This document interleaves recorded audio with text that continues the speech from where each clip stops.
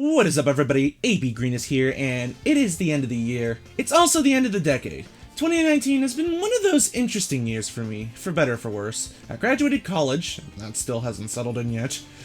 The whole decade has been one hell of a handful, so instead of griping on the bad, let's talk about something good.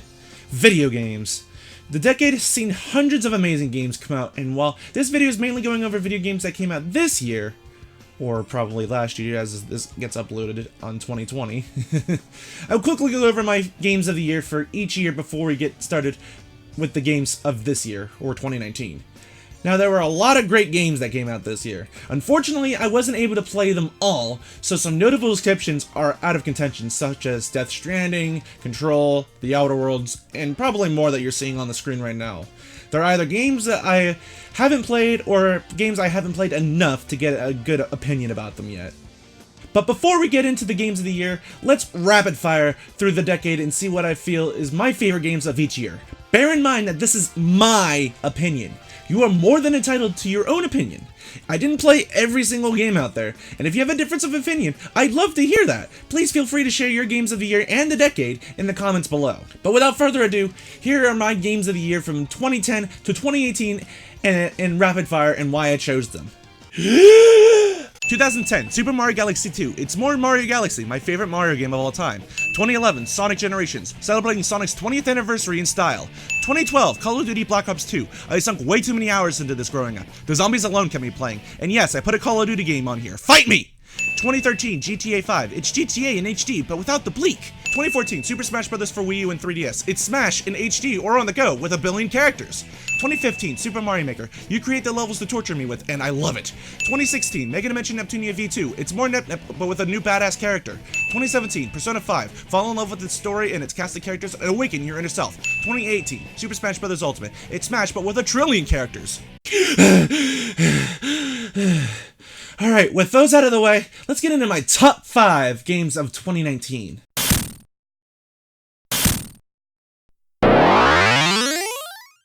Now, a lot of you are probably aware that I'm a huge fan of this series. I fell in love with it randomly during a winter break from college, and ended up spending my entire break playing through the first game of the series.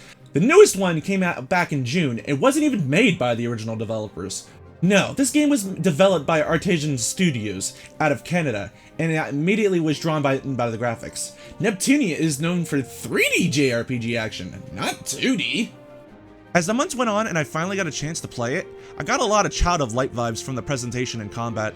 While I found the combat itself to be pretty forgettable, the writing and story itself is what kept me going. Not only because of that, but I also had to stream it because I'm on there breastless. It's not trying to be funny by breaking the fourth wall all the time, like in the more recent entries, but just wants to be funny.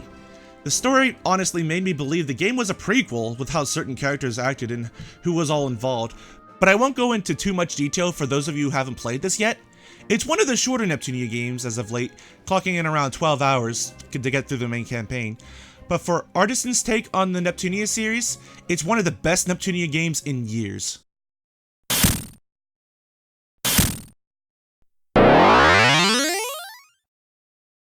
Now, I know a lot of lists are admitting remakes to the fray, but for me, I won't admit a remake if I haven't played the original to compare.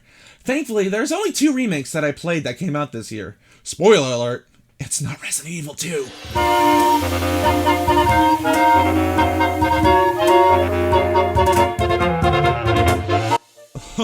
Oh man, it felt good to go back to some traditional Zelda after Breath of the Wild rocked our socks off in 2017. While I did put Persona 5 over Breath of the Wild for my game of 2017, I still had a blast playing with Breath of the Wild, and I'm a pretty big Zelda fan, but when the game was announced, I was honestly shocked and excited to see what it was like. I've never played the original Link's Awakening, but from what I've seen compared to the original, it doesn't really seem like I'm missing much. Now, compared to something like Resident Evil 2, this is more of a one-to-one remake, but to me, it's a new Zelda game, and going back to top-down Zelda was a joy for me. We haven't had a top-down Zelda since Link Between Worlds in 2013. While yes, it's a little on the shorter side given its handheld background, it's still the top-down Zelda action you know and love, and it's easily the definitive way to play Link's Awakening in 2019. Or well, now 2020, given how long this has taken to upload. I mean, you can actually use more than 2 buttons! How the hell else isn't it definitive? And also, just look at these graphics! How can you not love how this looks? Everything looks all toy-like, and it's just so freaking adorable! The game could have made this list with the art style alone, but having great gameplay to go alongside it is an added bonus. If you haven't played the original, or wanted to be refreshed on Link's journey outside of Hyrule, give this game a go.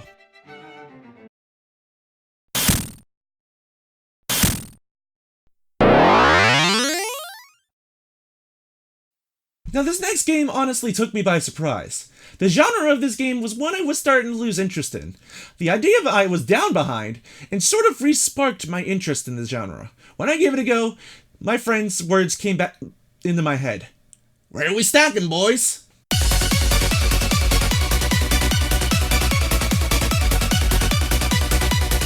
Tetris 99 isn't like your traditional battle royale, but sees you pitted against 98 other players, and your goal is to be the last player stacking.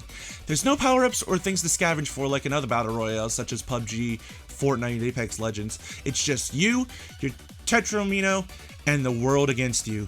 That's what makes Tetris 99 so interesting to me. I don't have to worry about finding the best gear or hiding behind cover. I just drop blocks and use my puzzle skills to outlast everyone. It's fast-paced, and every time you lose, you just have to say to yourself, just one more, and end up wasting hours of your life trying to get that sweet victory, only to come up short every single time. In all my hours playing Tetris 99, I have not gotten a single victory, and while I haven't played much lately, my hours I've spent in Tetris 99 are hours of my life I thought with my brain, and made me feel smart when I escaped a nasty situation. It made me feel good about myself, even though I lost shortly thereafter. In the end, there's not much else I could say about it. It's Tetris, but against everyone else. What else is there for me to say? If you have a Switch and Nintendo Online and want a unique Battle Royale experience, start stacking away. Just one more try. I will win this time!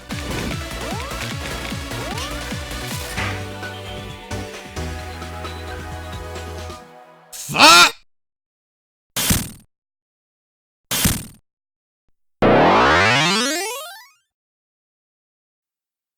Oh boy, I've been waiting for this one for what seems like forever.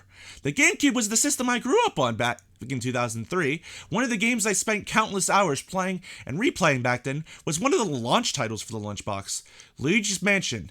And when this sequel was announced last year, or 2 years ago now, since this video is now in 2020, you know I got excited.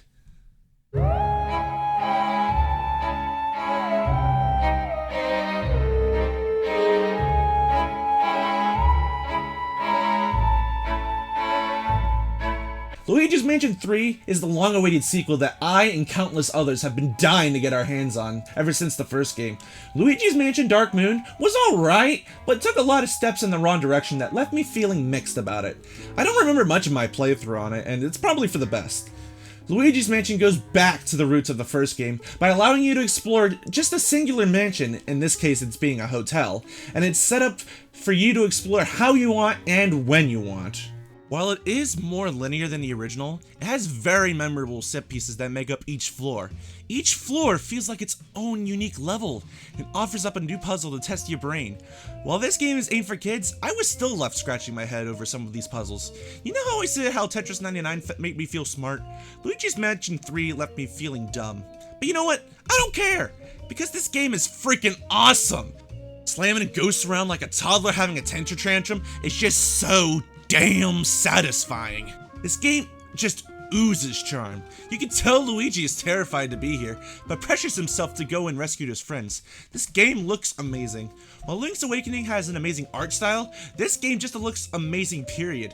It's hard to imagine that this game is running on something like this, yet still looks this awesome. All with next to no hiccups in terms of performance, which is just outstanding. If you've been waiting for the sequel to the GameCube original you've always wanted, play this game. It's been well worth the wait.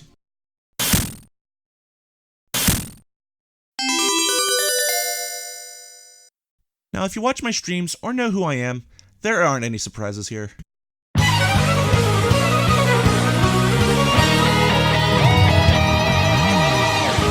Bloodstained was one of those games that I heard about but never really paid any mind to when it was in development. I wasn't into the Metroidvania genre at the time, and it just flew under my radar. Over the years, I slowly fell in love with the genre, mainly with the Metroid side of things, with a little mix of Shantae and whatnot, and can now consider it one of my favorite genres of games. So when it came around the time of release, I decided to give the game a try, and oh boy, did I love this game! I haven't played any of the Castlevania Metroidvanias in the past, but after playing this game, I'm very interested in giving them a shot. This game just clicked with me in all the right spots. This game is fast and has a variety of playstyles to suit your style. Never skip leg day? Go for a boots run. Just want to see the world burn? Just shoot fire from your hands! This game has so many varieties that each playthrough is different. The game looks great, plays great, and the soundtrack is fantastic! I don't care if I'm dying to the same boss over and over again. This boss music is just so blood pumping. I don't want to give away too much for those who haven't played it, as a lot of the fun can be had from first time discovery. This game was a blast to play, and I can't wait to discover more and more of the castle in future playthroughs and with new faces. Yes, this game is still getting DLC, as Zangetsu is going to be playable in the future. If you've been dying for a Metroidvania in your life from one of the pioneers of the genre, please play Bloodstained. It conferred my love of the genre and is my game of 2019.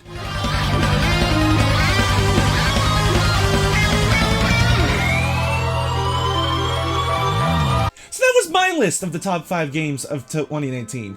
Probably some titles you didn't expect to see in a Games of the Year video, huh? As I stated before, I didn't get a chance to play every game that came out this year, or I haven't had enough time to give a proper opinion on them. If you disagree with my list, that's great! What are your games of the year? Leave your favorites in the comments below. This is my first top 5 video that I've ever made, so I want to know what you guys thought. Leave your thoughts in the comments below as well. 2019 was a great year for games, and 2020 is looking to be even more fantastic. So with that said, I want to thank you guys all so much for watching. Have a fantastic night, and don't forget to keep being awesome. Later, everyone!